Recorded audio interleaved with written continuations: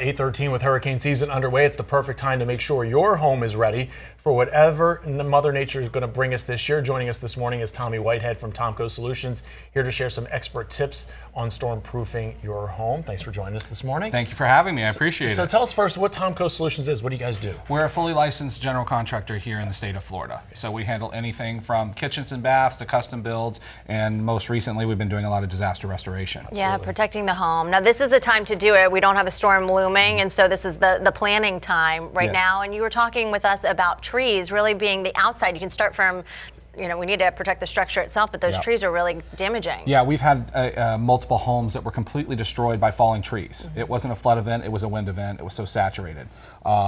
Have your trees checked by a licensed arborist. It could save your entire home. Yeah, and so there's some other things you can also do to start getting ready this season as well. Yes, so going into landscaping, trim back your debris, make sure your gutter's clean. If you have the ability to install shutters, you can install different variety types of shutters. If you want to go the full Monty and actually install impact windows, those are very key, so you don't have to put up your shutters. There's many, many things you can do. Yeah, we're seeing some of the aftermath here. So many families unfortunately went through this where they just had to gut their homes entirely. Flooding, a huge issue here in Florida. Some areas that weren't even flood prone saw water inundate their homes, and there's some, we know well, the aqua fence at TGH. We talked a lot about it during hurricane season. So now this is something you could do to your own home. Yes, so if you want to go big expense, you can do a full flood fence around your entire home. But if you want to do moderate expense, just a few $100s, if you have a concrete structure in home, they have these things that deploy like baby gates at your doors, and so they stretch across, and they literally can keep several inches to feet of water out of your home. And most of the flooding is only 4 to 6 inches inside homes. I saw people doing that outside their garages and front doors last year. So what did you learn last year after last year's storms that we can kind of know going into this storm season? Sure, preparation and documentation was key, and you're emotional if your house has been flooded. You might have had your life at risk, and so you're not thinking straight. Documentation, documentation, documentation. Full pictures and videos of everything in your house, including the ceiling, inside, outside, model numbers of appliances.